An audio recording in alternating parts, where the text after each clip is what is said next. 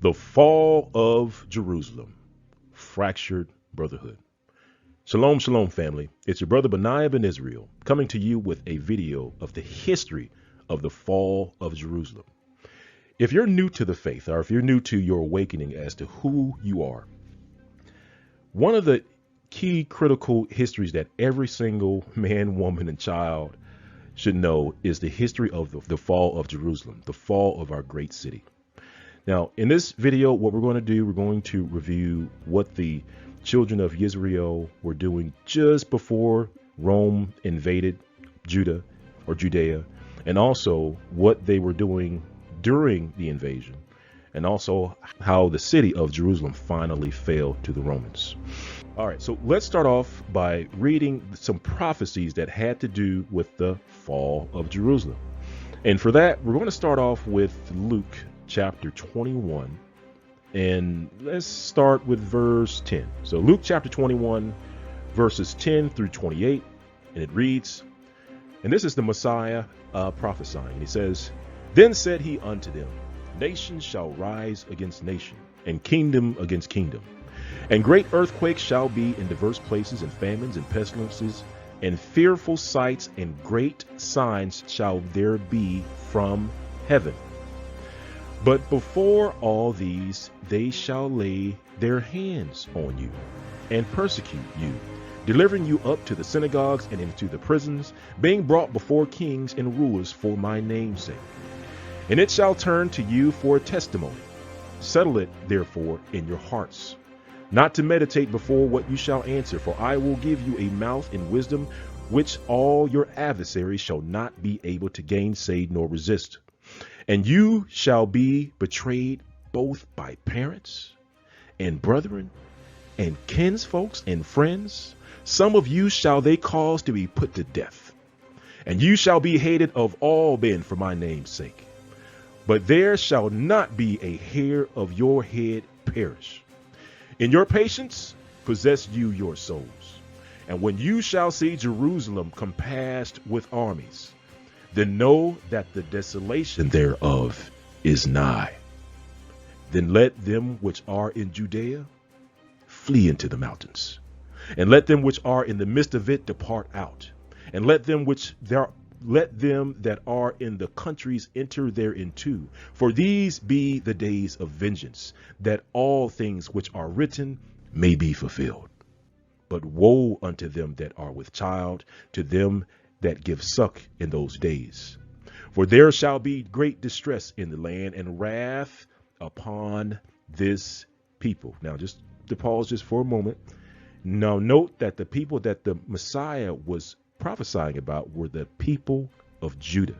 Now, let's keep going. It says, and they shall fall by the edge of the sword. In verse 24, it says, and they shall fall by the edge of the sword, and shall be led away captive into all nations, or led away into slavery into all nations. And Jerusalem shall be trodden down of the Gentiles until the times of the Gentiles be fulfilled. Now let's pause here on verse 24. Just take note of a couple of things. Now, first thing we notice in verse 24 is that the children of Judah would be led away captive into all nations. And one of the things I try to point out to family and friends and folks that I try to that we try to awaken to the truth, and I'm sure many of you have tried to do the same thing, but we notice that these people have gone into this captivity into all nations. And what I ask people is that, now what other people on the face of the earth has gone into slavery into all nations? It's only one people. It's only one people. And then the other thing that we notice is that the prophecy is that Jerusalem, like the city of Jerusalem, shall be trodden down by the Gentiles until the times of the Gentiles be fulfilled. So that also tells us that from when, we know that in 70 AD, it was the Romans that came and sacked Jerusalem. So that tells us that from the time that the Romans sacked Jerusalem, that the Gentiles will be troddening down Jerusalem from that time until their time is up. Right? From that time until the time is up. So that's why this event is a key moment in history. It is a very important moment in history for not just the children of Israel or the children of Judah, but actually for the whole world. But let's keep reading, because I want to see if we can read all the way down to 28, because what we're noticing is that we're reading down in chronological order, right? So as we look back in history, we know that this part, verse 24, has already taken place. We know that the children of Judah have already been scattered to the four corners of the earth. We know that the children of Judah have participated or unwillingly participated in this thing called the transatlantic slave trade, and also the Arab slave trade. Both slaveries were used to scatter the Most High Yah's chosen people to the four corners of the earth. And so we know that has already taken place. But let's read verse 24 to see what else was prophesied that either have or have not come to pass. So in verse 25, it says, "And there shall be signs in heaven and in the moon and in the stars and upon the earth, distress of nations with perplexity, the sea and the waves roaring." Verse 26, "Men's hearts failing them for fear and for looking after those things which are coming on the earth. For the powers of heaven shall be shaken. And then shall they see the Son of Man coming in a cloud with power and great glory." Verse 28, "And when these things shall begin to come to pass, then look up and lift your heads, for your redemption draws nigh." All right. Hallelujah. Praise the Most High Abba Yah. All right. Hallelujah. So we know that verse 28 has not come to pass yet. We know that verse 27 has not come to pass yet. The Messiah has not returned yet, but that is something, an event that we are looking forward to with great anticipation, because it is associated with our redemption. And so we can say that from between verses 24, so verses 24 has to do with the captivity, and verses 28 or 27 has to do with the coming of the Messiah. We know that as far as time is concerned, that we are in between verse 24 and verse 27. We're between the verse 24 and 27 as far as prophecy is concerned. And so you can see that we are close, Israel. We are close to the end of days. We are close to the redemption and the returning of our Hamashiach, of our Messiah, Yeshua HaMashiach. All right. Hallelujah. Praise the Most High Abba Yah. All right. And then another verse that I do want to read. Let's see. I actually don't have it up on the screen here. I believe it was, let's see. I believe it's Luke 19. And let me see if I can find it here. Hopefully, Yahweh Yah, hopefully I can find it. Verse 41. Yeah, verse 41. All right. Luke chapter 19, verse 41. And it reads, and we're just going to read about the Messiah, because he's also going to prophesy a bit about Jerusalem. And it says, verse 41, and it reads, "And when he was come near, he beheld the city." This is referring to the city of Jerusalem, "and wept over it, saying, If thou hadst known, even thou, at least in this thy day, the things which belong unto your peace. But now they are hid from your eyes, for the days shall come upon thee, that your enemies shall cast a trench about you, and compass thee round about, and keep thee on every side, and shall lay thee even with the ground, and the children within thee, and they shall not leave in thee one stone upon another, because thou knewest not the time of thy visitation. So we can see that the Messiah, he's weeping and he's looking at Jerusalem and he's prophesying. He's prophesying that a trench will be made around Israel and that it would be dug up. It would be laid even to the ground, and that not one stone would be laid upon another. And Yah willing, in this history lesson, what we're going to see is that that actually did come to pass. And we're going to look at that. We're going to look at some maps of that as well. All right. So first things first, now that we've read some of the prophecies, we know what to expect. I like to go into the description of Judah at the time. All right. Because, there's some confusion as to what Judah looked like at the time. And that has to do with some imposters that are running around today. But let's do this. So there's a couple of historians that were around, around 70 AD, right, around this time frame. One, of course, is Josephus, and we're actually going to read quite a bit about Josephus. And the other is Tacitus. So Tacitus is a Roman historian, and he too writes about the description of the children of Israel, or the children of Judah. And what Tacitus does is that he writes about 70 AD, and then as he's writing about it, he goes into talking about the different ideas as far as like, where did Israel come from? Like, what's the ethnic origin of the children of Israel? And one of the ideas that people had was, and I have it highlighted on the screen, it reads, many again say that they are or were a race of Ethiopian origin. So in other words, the thought was that Israel originated from Ethiopia, that they originated from Ethiopia, who in the time of King Cephas, they were driven by fear and hatred. All right. So Tacitus shows us that even back during the time of the fall of Jerusalem, that some believe that the children of Judah were of an Ethiopian origin. So, of course, it kind of goes without saying, if people believe that they were of Ethiopian origin, then they looked African. They do have more references. So I'm just going to show you just a quick reference. This reference comes from 1859. And hopefully you can see the reference there on your screen. And in this one, we're going to drop all the way down to the bottom where it reads, there are some Jews still lingering in the valleys of the Jordan, having been approached by the successive conquerors of Syria for ages, a low race of people, and described by trustworthy travelers as being as black as any of the Ethiopian races. All right. So I just wanted to show you that Tacitus wasn't the only one that believed that the children of Judah, or the children of Israel, were a race of Ethiopian origin, or that they looked like Ethiopian people.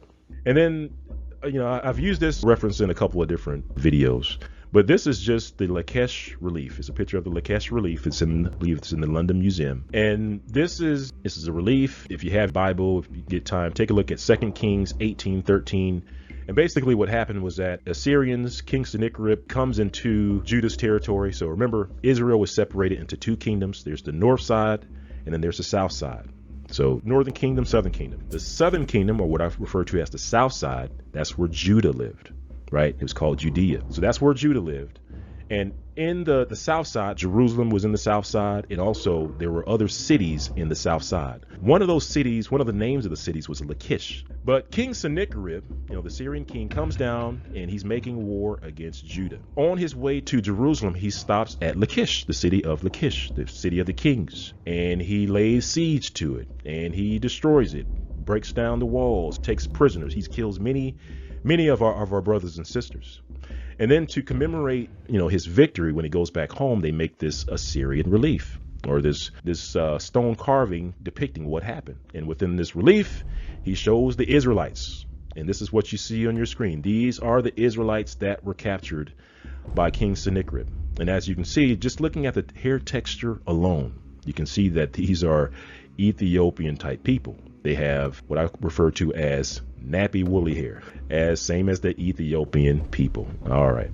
So just another bit of evidence of archaeology showing that the children of Israel, they were people that looked like a people of Ethiopian descent. And that's just one thing to keep in mind, that as we're going through this history, I want you to have in your mind the people of Harlem or the Bronx would most closely resemble people that were in Jerusalem during this time. All right. So just looking at this, I just want you to have in mind of what the people of Judah looked like as they were walking up and down the streets in Jerusalem. As they're walking up and down the streets in Jerusalem, there were people that looked like the people are on your screen. Next slide. Since we're getting ready to talk about the fall of Jerusalem, just going to show you just a couple of different paintings of what the city of Jerusalem looked like, right? And these are just a couple of different depictions.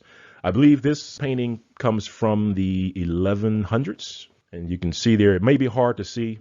You know, there's a lot of colors there. It looks like there's, in this painting, there's the city is actually being, just to give you an idea of what different artists depicted the city attacked, our homeland, to look like. And this is another depiction. Now, this painting comes from, I want to say the 1500s. So around the 15 or 1400s, this too was a depiction of Jerusalem, picture or a painting of Jerusalem. But the most important thing, and what we're going to do, is that we're going to take a close look at the layout of Jerusalem. Now, I know you may not be able to see the layout in this old picture, but one of the newer pictures of Jerusalem. All right. So there it is on your screen, the layout of Jerusalem. And some people, and what I tell folks is that if you want to have an idea of what Jerusalem looked like, just think of a sandal, right?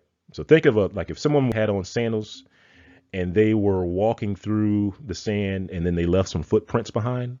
This is kind of sort of what that looks like. You know, maybe not a perfect picture of a sandal, but nonetheless, you know, it kind of sort of looks like a sandal, which is interesting because, you know, there's scriptures out there that talks about the earth being the Most High Yah's footstool, like he puts his foot on the earth.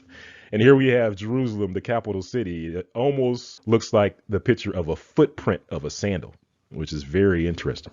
But the thing that I want you to take a look at, and I know you may not be able to see my mouse on the screen, but if you start off to the left, right, you start off to the left, this is where the Romans came into the city. You know, they started from the bottom left, came into this courtyard area, or this area off to the left, and then from there they moved over to the right.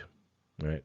Some of this, as we're going through the video, and I actually want to skip over this slide before we get into the breaching of the walls, you know, where the Romans were and what places that they went to in order to destroy and raise the city and destroy the city. Let's take some time to just go into the background of Jerusalem. You know, what happened in 70 AD to get the ball rolling as far as, you know, Jerusalem being destroyed. Well, on your screen, we're going to read just a little bit of that. So where it says background on the left, it says, in the year 6th century, Judea, remember the south side of Israel.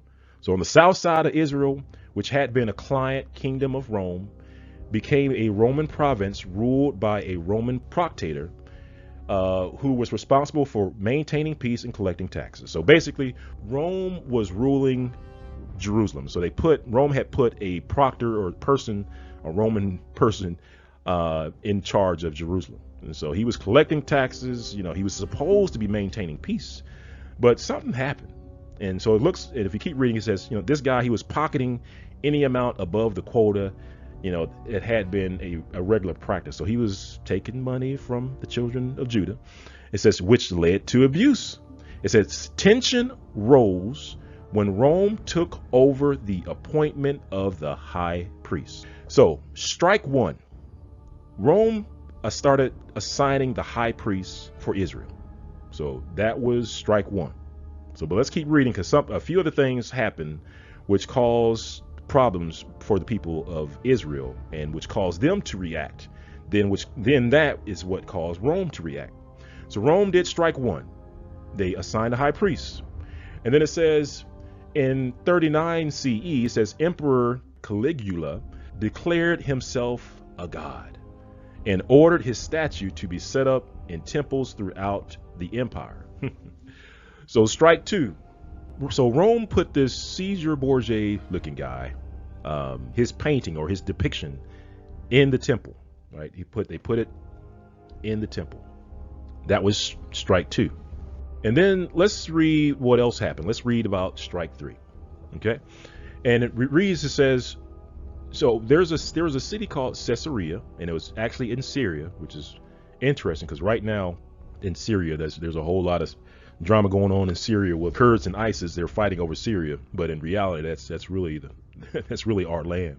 What caused the issue in 70 AD had to do with Caesarea, right? And it says the Jews and the Syrians concerning Caesarea, which was situated in the confines of Syria and Judea. It says the Jews maintained that the city belonged to them because it was built by Herod, their king, while the Syrians pretended that it had always been considered as a Grecian city. So basically you have the Jews on one side saying, no, this is our city. And then you had the Syrians saying, no, this is our city, right? So it went back and forth. There was tension. Folks were, each side was they were arming themselves. So what they did was that they sent the matter to Rome. They sent it to the emperor to plead their case.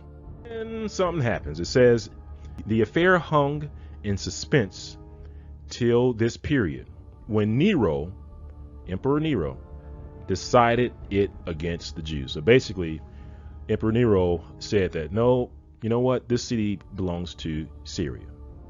Well, that was strike three. By this time, our people had had enough. And as it reads, it says, this event was the immediate cause of the fatal war with the Romans. So that's why our forefathers started the event or the war with the Romans. Because one, they messed with the high priest. They started assigning the high priests. Two, they put the Caesar Borgia depiction dude in the temple, and they said you had to worship it. And then three, they took away the city of Caesarea and said it belonged to the Syrians. So at that point, our people had had enough, and they started fighting with the Romans, right? And it says the fatal war with the Romans, which proved the most desperate of any record in history. It says, and terminated in the destruction of Jerusalem. It says the decree of the emperor was no sooner published than the Jews in all parts of the country took up arms. All right. So now what you're seeing is that you're seeing what caused it all, what kicked things off, so to speak. But there's a guy that was around during that time, and his name was Josephus, and you may be familiar with him. Josephus was he's a historian that a lot of people quote when it comes to trying to recount history. But Josephus was around during that time, but you may not know that Josephus, he was a priest of a considerable rank, but he was also a governor. So when all this kicked off, Josephus was a governor. He was a governor of the two Galilees, right? And also what happened, Emperor Nero, he sends his General Vespasian, he was a general in his 50s, to go and squash this resurrection that was occurring in Israel. So Vespasian comes, he sends his General Vespasian. So Vespasian is coming, and as Vespasian, he's coming through, he's making his way methodically through Israel. It's not as though he came directly to Jerusalem. No, he came into Israel and he methodically started destroying one city after another, one village after another. And as he's doing this, he eventually comes to the cities or the territory where Josephus is. So Josephus, at this point, he's fighting. I say that he's fighting for the blue team. He's on the Israel side, right? Vespasian, he wins, or he, destroys the place where Josephus was. But Josephus, he actually escapes, and it says Josephus was among the prisoners, and it actually tells us how he became a prisoner. It says he had escaped the general massacre by flying from the midst of his enemies, and with 40 of his bravest men concealed himself in a deep cavern. His retreat was discovered to Vespasian. So Josephus goes and he hides. He's hiding with his men. Vespasian, finds him and discovers him, but it says that the famous general sent to offer him life upon honorable conditions. So basically, Vespasian decided not to kill him. He gave him an option, right? He gave him an option. And so actually, Josephus was going to take him up on the offer. But unfortunately, the men the men, they rebuked Josephus for it. They said they would rather die in order to surrender to the Romans. So what they decided to do, they took a death pact. And they took a death pact. They decided to kill themselves. And to do it, they drew lots, right? Kind of like drawing straws nowadays. And so as the men are drawing lots, one after the other, they're killing themselves, or they're killing one another. And as they're going through this process, it comes down to two men, Josephus and one of the other men. And I can kind of imagine that at this point, Josephus kind of came up with an idea. He was like, brother, I have another idea. Instead of us killing each other, let's go and talk to Vespasian. Let's go over to Vespasian. And needless to say, that's exactly what happens, is in that Josephus goes over to Vespasian. And of course, from there, he's a prisoner of the Romans. Right? He's a prisoner of the Romans. And actually, Josephus plays a role in, how can I put it? Josephus plays a role in the events to come. Okay, we know what happened. What kicked things off, we know that Vespasian is on his way over to Jerusalem, but he's methodically making his way to Jerusalem. And as he's making his way, destroying cities, destroying towns, killing lots of the children of Israel, he picks up Josephus along the way. So now Josephus is in his camp as a prisoner. Something else happens. I call it the Three Amigos. So we have, when all this ruckus, within Israel started, we have these people that today we refer to them as zealots. So they were the ones that were fighting against the Romans. And within the zealots, three factions were created. So three groups were created in these zealots. One of the groups was headed by John. One was manned by Simon, and the other by Eleazar, right? And these three factions fought against each other, right? They were actually killed and murdered each other as far as the men in these factions. And these factions, eventually they made their way into Jerusalem, where they continued their civil war, right? All the while Vespasian is making his way through Israel to Jerusalem, where these three factions, just kind of pause here for a moment. And this is where we can really learn about division within Israel, because as the Romans were advancing, Israel was fighting against one another. These three zealots, these three groups, John, Simon, and Eleazar, they were fighting against each other. And let's read about it, because actually the Romans saw that and they took advantage of it. So it says, after the conquest of Galilee, Galilee was where Josephus was. So after they destroyed Galilee, picked up Josephus, it says, by the reduction in Gaza City, it says Titus joined his father. So now Titus is joining the party. So Titus is the son of Vespasian, and he joins them at Caesarea, where his troops were permitted to enjoy an interval of repose. So they took a pause during the remainder of this and in the following year. All right, so they're pausing for a moment. And it says, the Roman Empire prevented Vespasian from pursuing the war in vigor. He says, he the more readily deferred commencing the siege of Jerusalem from being apprised that the Jews were wasting their strength by internal divisions and facilitating the conquest of their devout city. So basically, Vespasian, he hears about this civil war that's occurring in Jerusalem, and he's willing to let them just go at it, like let them destroy each other, right? So they're waiting, and they're watching these factions fight each other. And some of the things that's happening inside the city is, in the city they have these provisions, right? And some of the factions are burning their provisions, right? Because they want to starve. One side wants to starve the other out. So one side gets a hold of the provisions in Jerusalem, and so they start destroying those and burning up their food, right? Which they're going to need. They're going to need that when the Romans show up. But they're too busy fighting each other that they're not preparing. They're not working together. They're not fortifying their walls. They're not building towers, none of that. They're fighting each other. Our next slide, and it says, at a time when a formidable army was rapidly advancing, the Jews were assembling from all parts to keep the Passover. All right. So another important part was that this was during Passover. As the Romans, as Vespasian and Titus now, who joined his father, as they were approaching Jerusalem, all the Hebrews, or all the the Israelites, were coming into Jerusalem from all over these different countries, right? So we had well over 1 million Jews or Hebrews or Israelites in Jerusalem to observe the Passover. We had more than enough people in Jerusalem to defend the city, but they were too busy fighting, right? They're too busy fighting. And also another thing to keep in mind is that, so this is Passover. This is a Moed, right? This is an appointed time. This is an appointed feast day, right? When the Most High visits his people, right? And what you're going to see is the Romans, who don't believe, they don't believe in the Most High. They don't believe in the Elohim of Israel. They actually see something that they note in their books. And this is actually noted in multiple sources, and we're going to read it. So far, we learned that, strike one, they took Rome, assigned a high priest. Strike two, they put that Caesar Borgia guy in the temple, a picture of him.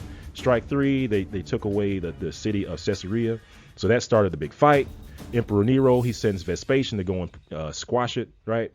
And then as Vespasian's going through the cities, he comes to Galilee. He destroys Galilee. He takes Josephus as a prisoner. Meanwhile, in Israel, we have those three factions fighting amongst each other, having a civil war.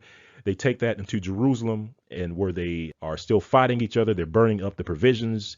They're doing the opposite of preparing for this massive army that's coming to destroy everybody. They're coming to destroy everybody. But Israel, they're too busy fighting amongst each other. All right.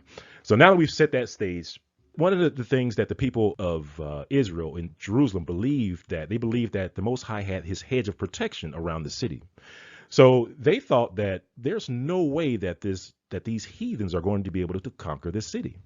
There's no way that the Romans would be able to conquer it because they had the protection of the Most High Yah. Well, let's take a look at the scriptures that deal with the hedge, right? This hedge.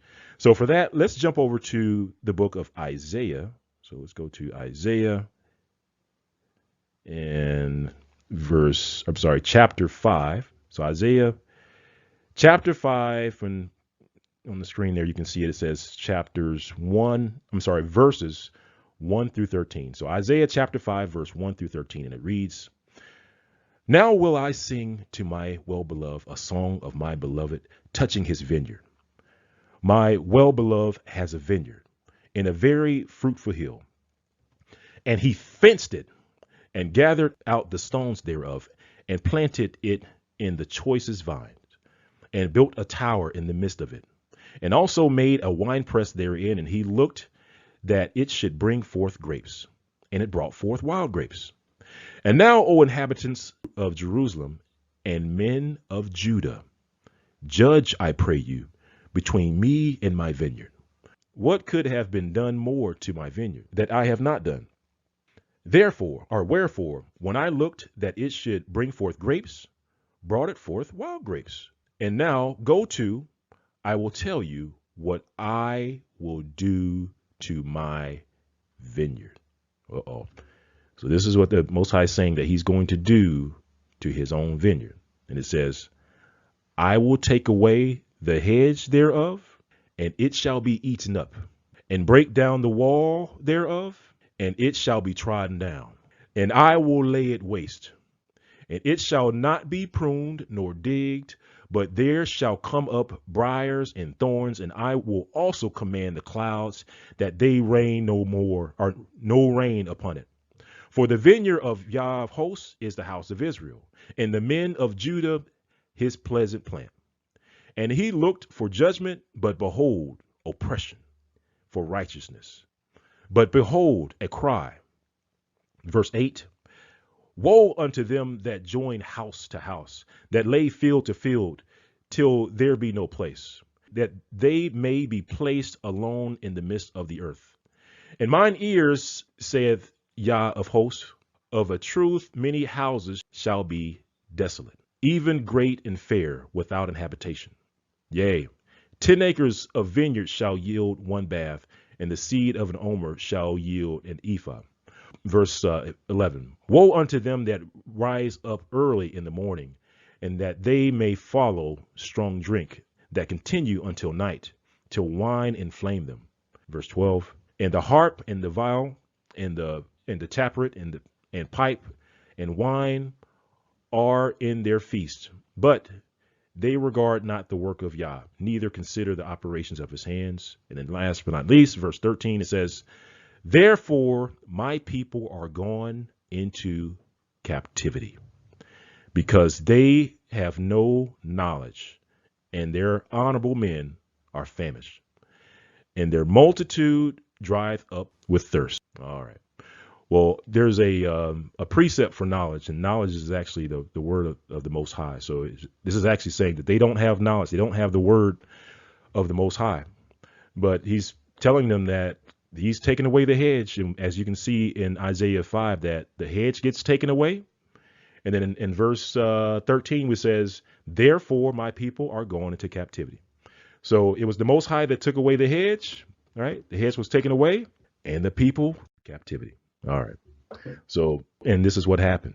As we said, that this was during the time of Passover, and this was during a moed, during an appointed time when the Most High come in to visit his people.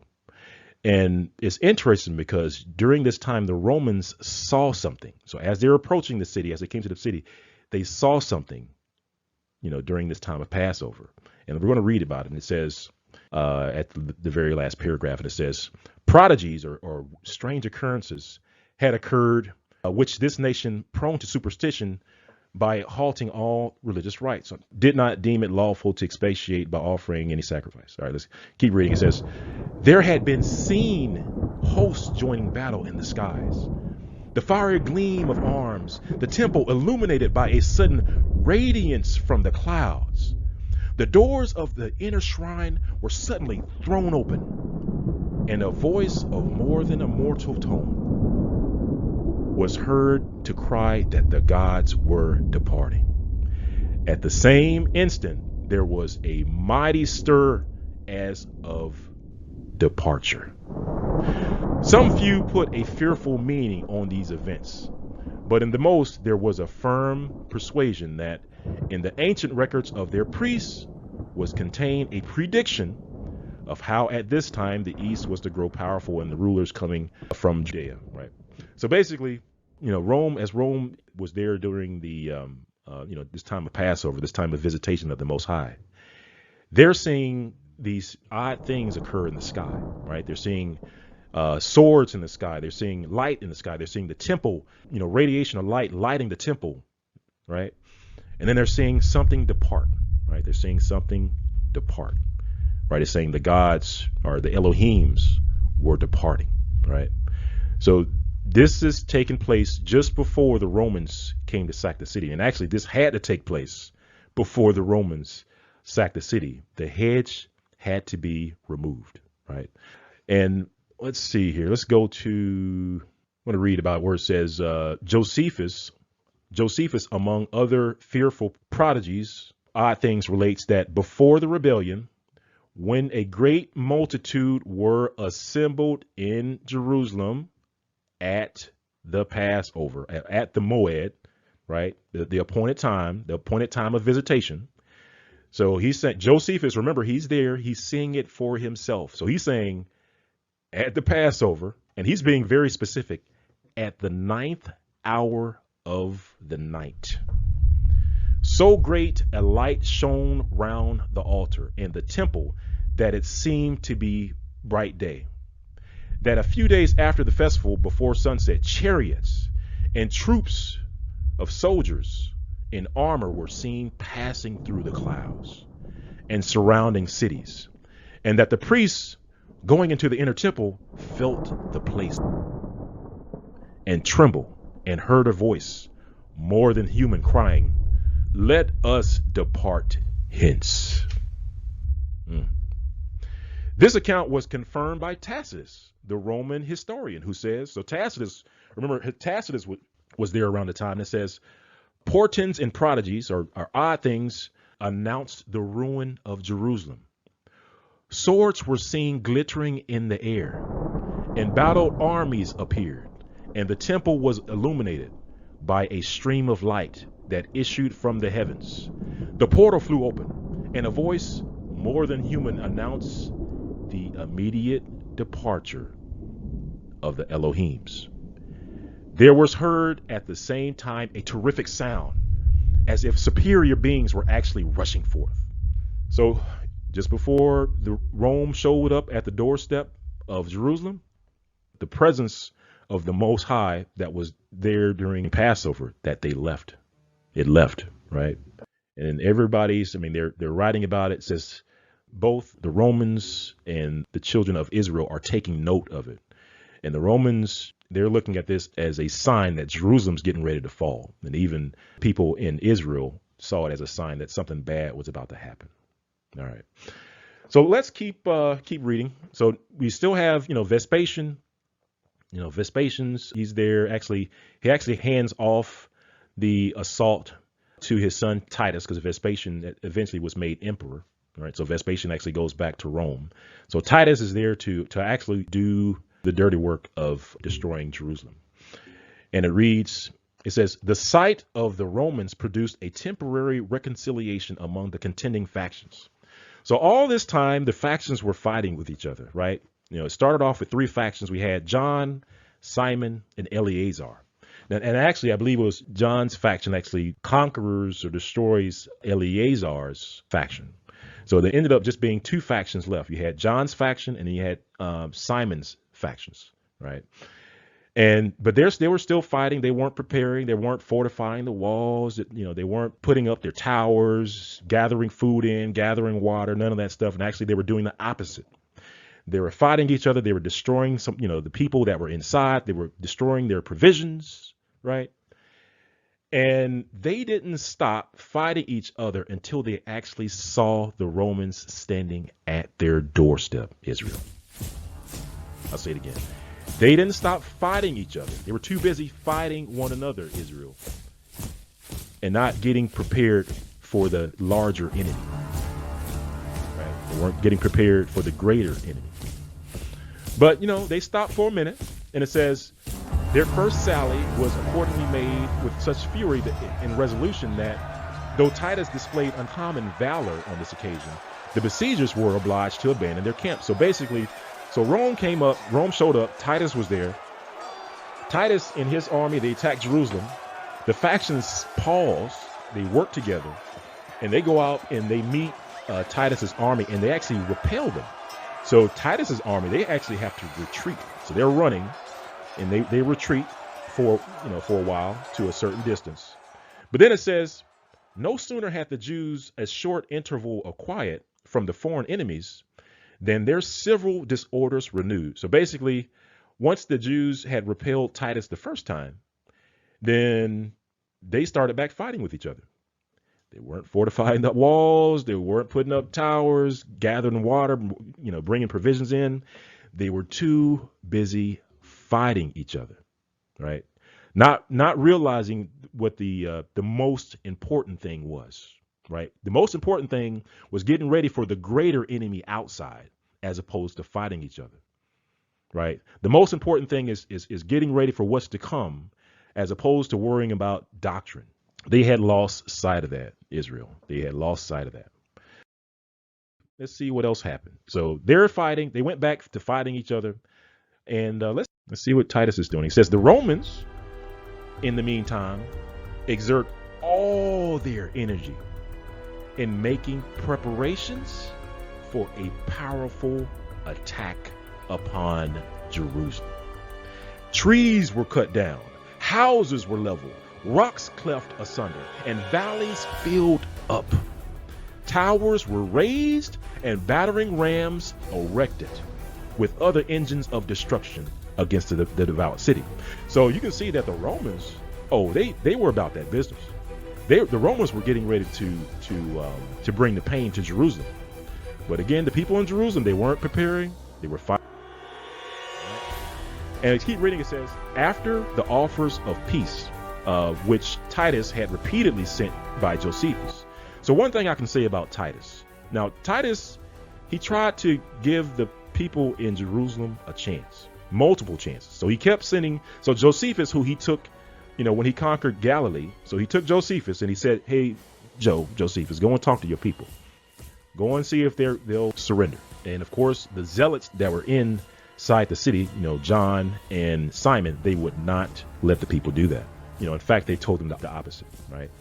And it says the strenuous attacks of the enemy again united the contending parties within the wall. So basically, it says basically what it's saying is that those two factions that are fighting each other, they didn't stop fighting each other until Rome started attacking. Rome started throwing their boulders, their siege weapons, putting their battering rams, and they said, you know what, let's go and take care of these Romans. Let's go and fight these Romans. But by then, Israel, it was too late, because by then, Rome was prepared. Rome had taken advantage of that time and to make a powerful attack, right? They had their tools of destruction. Israel did not. Of Jerusalem began. And it says the rebels were soon compelled to retire from the ponderous stones. So Rome's throwing their stones that they had opportunity to get while the factions were fighting each other. It says, which they threw from the towers. And just to kind of skip down a little bit, it says a breach was soon made in it, right? A breach was made in the wall, at which the Romans entered and encamped in the city while the Jews retreated behind the second wall. So I don't know if you guys ever watched Lord of the Rings. Basically, when Rome breached the city, I'm just going to scroll down a bit on this map. So on the bottom left, you'll see this is where Titus was, that square. And so Rome breached the city. That's the wall that Titus breached as he's coming into the city, right? And so this is the first enclosure that Rome enters, and you can see where it says the second wall, right? That's the second wall. And so, all right, so what happened for Rome to allow Rome to get across this second wall? Let's keep reading. So here's just another picture. And so on the bottom left, I don't have the arrows on here, but on the bottom left, Rome breached that first wall, and they were in the enclosure on the left, right? And then they started attacking the second wall, which is to the right. And here's a picture with arrows. Again, you can see them coming in on the left, getting into the first enclosure, and then trying to breach the second wall to get to the second enclosure. And it says the victors immediately advanced to the second wall and applied their engines and battering rams so furiously that one of the towers they had erected began to shake. And the Jews who occupied it perceived their impending ruin, set it on fire. So the Jews, they were in this tower and it was shaking, so they panicked and they set it on fire. But what happened was that tower fell across the wall. It fell across the second wall. It says the fall of this structure gave the Romans entrance into the second enclosure. So when that tower fell, it fell across the second wall, and which allowed the Romans to then come into the second wall. And at first, they were pushed back by the children of Israel, our forefathers that were in that second enclosure. But after a while, the Romans gained a foothold in the second enclosure. So Israel had to retreat behind the third and the inner wall. So there were multiple walls in Jerusalem. All right. So Titus he's making progress. He's actually inside. But again, let's say in Josephus, he's a historian. He's taking note. He's fully involved. He's trying to reach out to his brothers and sisters for them to surrender, to give up, to save the city, to save the temple. And it says Josephus, who was an eyewitness of the unparalleled sufferings of the Jews experienced during the siege of their metropolis, remarks, all the calamities that ever befell any nation since the beginning of the world were inferior to the miseries of his countrymen at this awful period. Right. So Josephus is seeing all this suffering.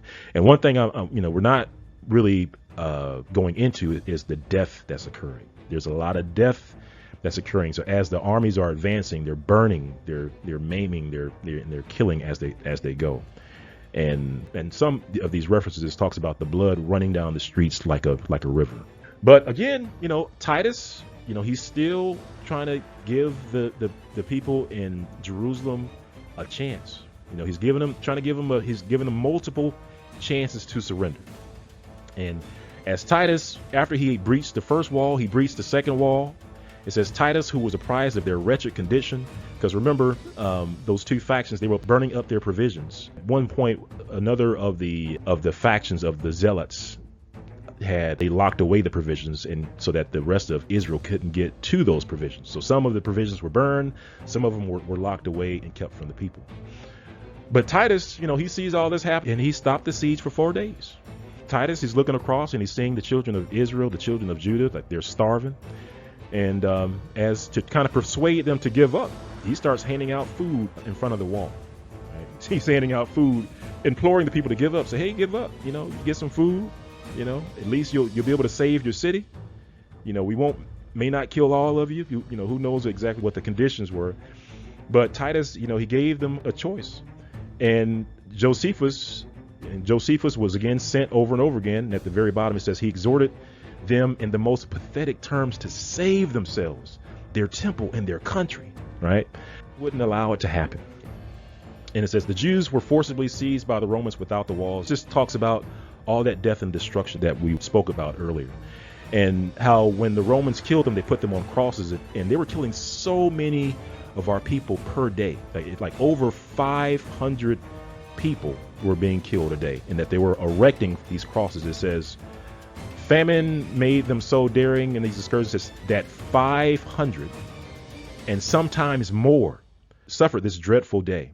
And on the day, on account of the number, Josephus observed that place was wanted they were crucifying them on crosses, over 500 a day. And I guess if you had to get a picture of what that looked like in the back of your mind, you could think of like a farm, like a cornfield. Like if you're looking over a cornfield and you have all those cornfields, right? That's what it looked like. It was so many crosses, it almost looked like a cornfield of death, right? And so it wasn't until after Rome gained entry past the second wall, that's when they decided to put a trench around the city, right? And it says they undertook the arduous task of enclosing the city with a strong wall in order to prevent the inhabitants from receiving succor from the adjacent country or eluding his vengeance by fight. Let's see how long this wall was. It says, such was the preserving spirit of the soldiers that in 3 days they enclosed the city by a wall nearly 5 miles in circuit. So that shows you that there had to be a lot of Roman soldiers in order to put up a wall in 3 days, 5 miles. Let's go back to our maps because I want to show you where the wall is, right? Where this wall or this enclosure that was created. So it's shown on the map in red. So this wall that you see in red is what was created to encircle the last remaining people. 2 says a siege wall is erected around the city to prevent escape. And that was done in early July, right? And just to show you, give you an idea of what that wall looked like, via pictures here.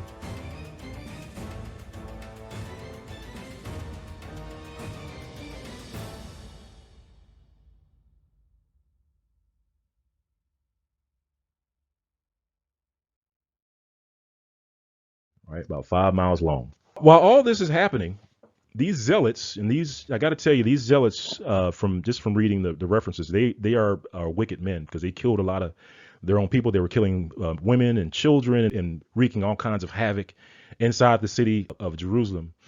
But another wicked thing that they did was, in order to, keep the people fighting, they pretended to have prophets, literally paid prophets, paid guys, priests to prophesy to the false prophecies to the people. And you can see it here. It says, by hiring a set of wretches, pretenders to prophesy, to go about the city and declare the near approach of a speedy and miraculous deliverance.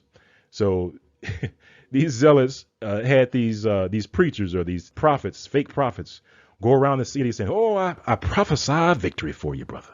The Most High is going to deliver us. And then let's read about, because we're actually getting close to the end. Like if this was a video game, all the lives would be lost and the health of the last man on the board would be getting ready to fade away. So it's just about game over for Israel, just about game over for the people in Jerusalem. And let's read about the final moments. And it says, they scaled the inner wall and after a sanguinary encounter made themselves masters of the fortress of Antonia. Still, however, not only the zealous, but many of the people were yet so blinded that though nothing was now left but the temple, and the Romans were making formidable preparation to batter it down. All right, so the temple had a wall of his own. So Rome, they got past that inner wall And so now the only thing that's left is the temple. So you had some people, actually you had the temple, and to the right was the city, place where other houses and stuff were located. But they're now in the inner part. They're at the temple. They're trying to batter these fortifications down in order to get to the temple. But what they're finding out is that the fortifications around the temple, they're strong. They can't, there's no movement, those fortifications, right? We read, it says, and the Romans were making formidable preparations to batter it down. They could not persuade themselves that Elohim would suffer that holy place to be taken by heathens, right? They just couldn't, it didn't compute with them, right? I mean, think about it. They just saw this departure of Elohim's from the temple. So surely supernatural power of Elohim that just departed, surely that he wouldn't allow that these heathens to come and desecrate and destroy the temple. Surely that would happen. So that's what was the belief of the children of Israel, that they were barricading themselves in the temple. And it says, when Josephus was sent for the last time to John. So even in this late hour, even after he pretty much has Israel beat, he pretty much has Jerusalem captured. He's already inside the city. He's still trying to give them a chance to surrender. But John, he's one of those zealots, right? He's one of the men, these wicked men that was leading this uprising based off of his actions as far as what he did. He says, who commanded it in the temple. He's sending Josephus over to John to see if they would surrender. Short answer is no. So what happens? And just a quick note here says, on the 17th of July, the daily sacrifice ceased for the first time since its restoration by Judas Maccabees. So if you're familiar with the book of Maccabees, how during Maccabees, they reestablished the sacrifices at the temple when they retook Jerusalem back over. What this reference is saying is that, so sacrifices continued from the time of the Maccabees up until 70 AD. This is when it stopped. And it says the daily sacrifice ceased for the first time since its restoration, right? And you can see that it says at the very bottom, it says the Roman commander had determined in council not to burn the temple. So even the Roman commander did not want to burn the temple, but they weren't giving him a choice. And you'll see that I'll actually start at the top off where it says, but as the strength of the wall eluded the force of all his engines. So basically the wall around the temple, it wasn't budging. They weren't going to breach that. And it says his troops next endeavored to scale it. So they tried to climb it. They were repulsed, so they couldn't get past it with considerable loss. So they were losing men left and right as they were trying to scale this wall in order to get to the temple. It says when Titus found that his desire of saving the sacred building was likely to cost many lives, he set fire to the gates of the outer temple, which being plated with silver, it burnt all night. And the flame rapidly communicated or spread to the adjacent galleries and other things. And says Titus, who was still desirous of preserving the temple, caused the flames to be extinguished. All right, put it out. I don't want to destroy the temple. And it says, and appeased the clamors of his troops, who vehemently insisted on the necessity of razing it to the ground. So notice here that the people that Titus is commanding, that's causing all this death and destruction, his troops, basically, it was his troops that insisted on raising the temple to the ground. In other words, they insisted on digging this temple up. And we're going to actually read about this in scripture, because this points to, we can actually find out who these people are that are insisting that this temple be razed to the ground. And what you'll find is that it is a people that hate the Most High Yah, that they are the enemies of the children of Israel, right? They're the enemies of the children of Israel. So Titus, for a moment, he gets these troops of his that were insisting on raising the temple to the ground or burning it up. It says the uttermost exertions of Titus to save the temple were, however, ineffectual.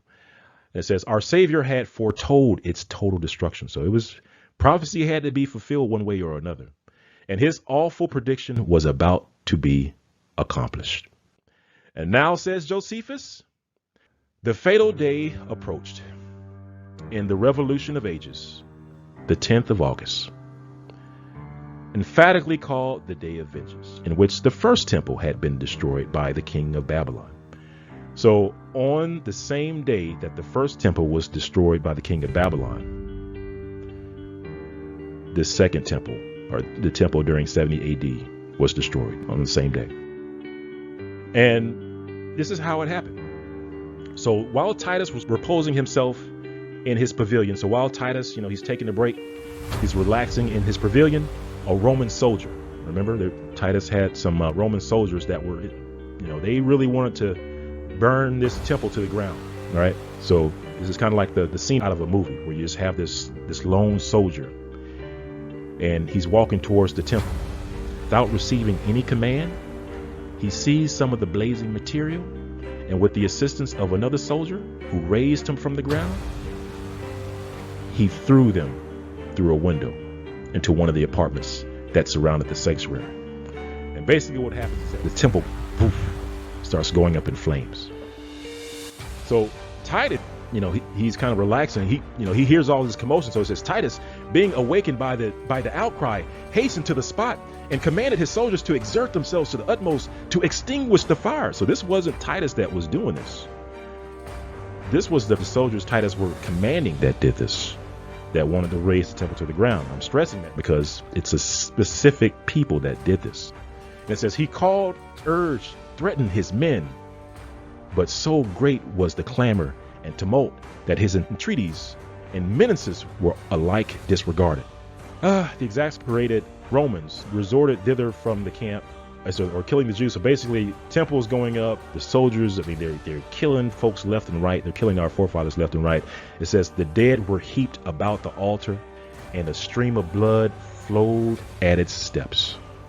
Still, as the flames had not reached the inner part of the temple, as Titus with some of his chief officers entered into the sanctuary in the most holy place, which excited his astonishment and admiration. After having in vain repeated his attempts to prevent its destruction, he saved the golden candlestick, the table of showbread, the altar of perfumes, which were all of pure gold, and the volume of the law, wrapped up in a golden tissue.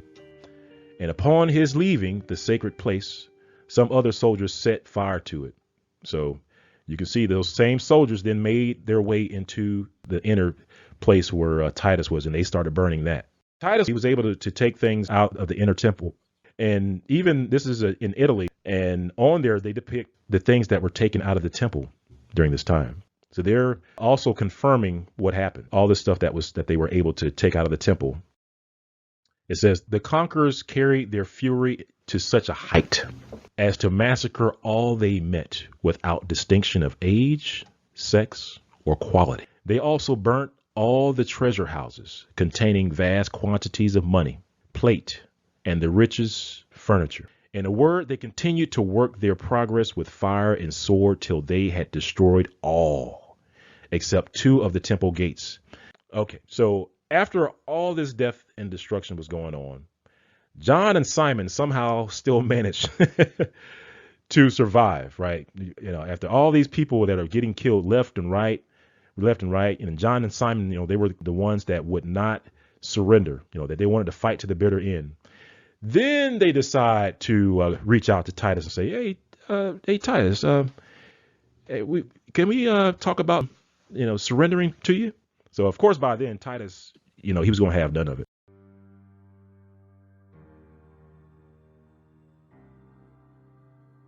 And it reads, the conquest of Jerusalem being now completed, the Romans placed their ensigns upon the walls with triumph. They next walked the streets with swords in their hands and killed all they met.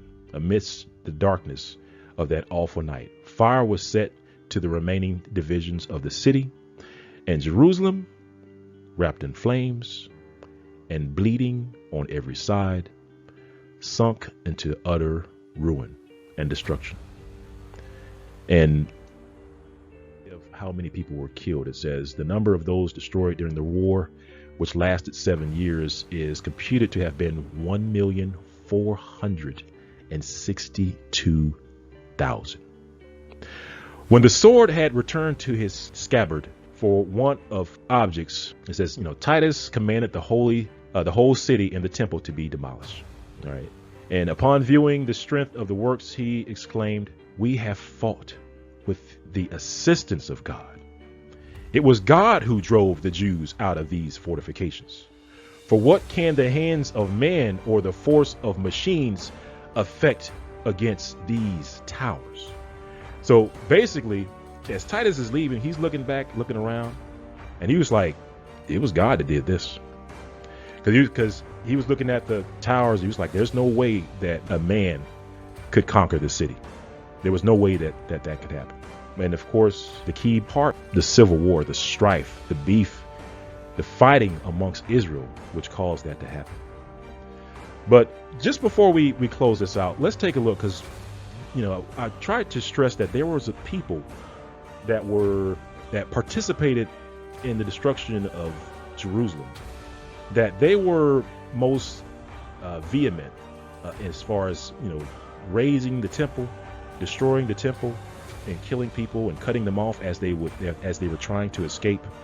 There was a certain people that did this, and we can actually find this in the scriptures as we first take a look at Psalms chapter 137, and we're going to start at verse 1, and it reads, "By the rivers of Babylon, there we sat down, yea, we wept when we remembered Zion.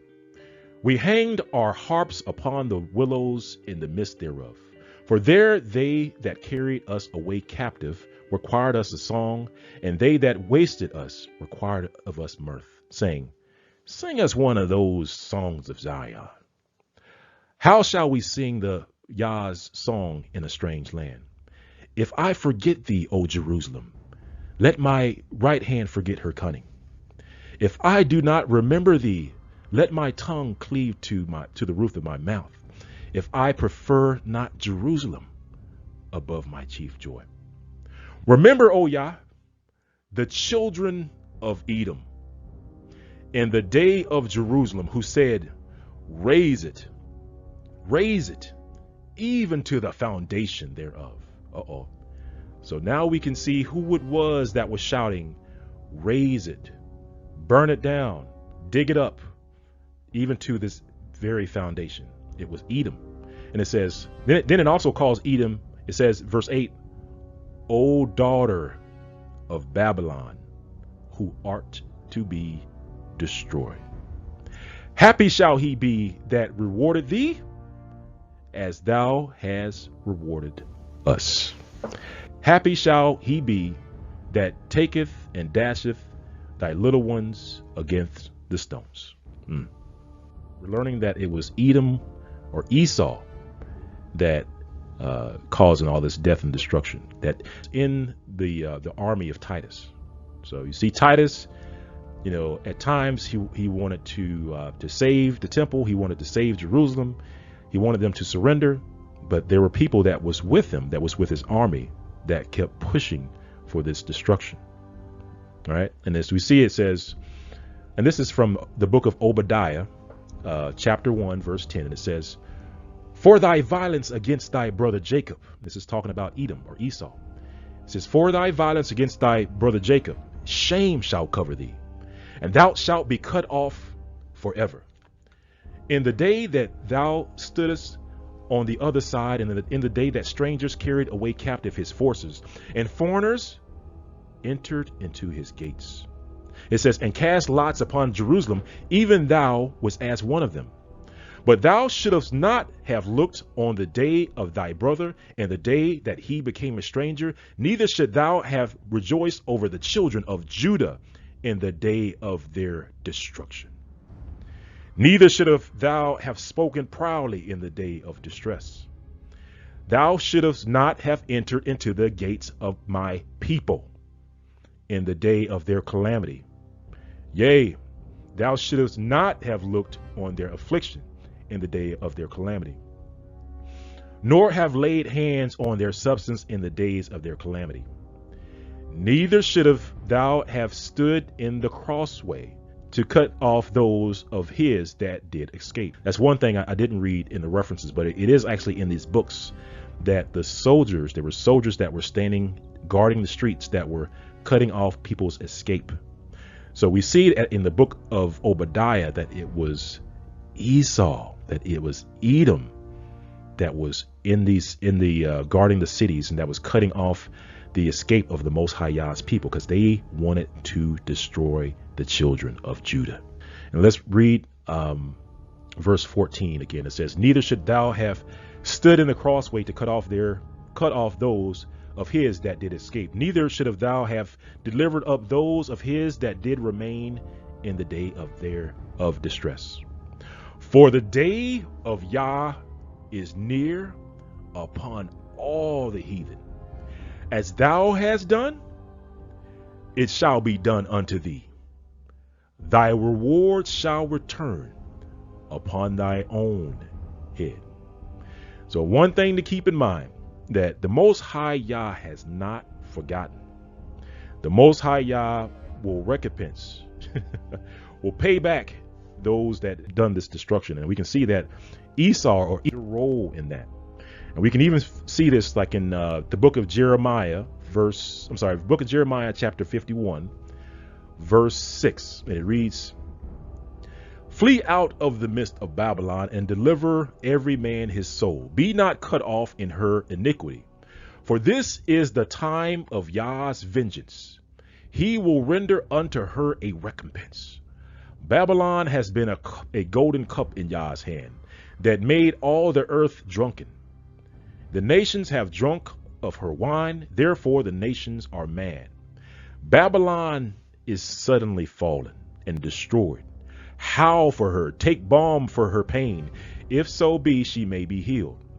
Verse 9, "We would have healed Babylon, but she was not healed. Forsake her, and let us go every one into his own country. For her judgment reaches unto heaven, and is lifted up even to the skies." Verse 10, "Yah has brought forth our righteousness. Come and let us declare in Zion the work of Yah our Elohim." Verse 11, "Make bright the arrows, gather the shields. Yah has raised up the spirit of the kings of the Medes for his device against Babylon to destroy it, because it is the vengeance of Yah, the vengeance of his temple."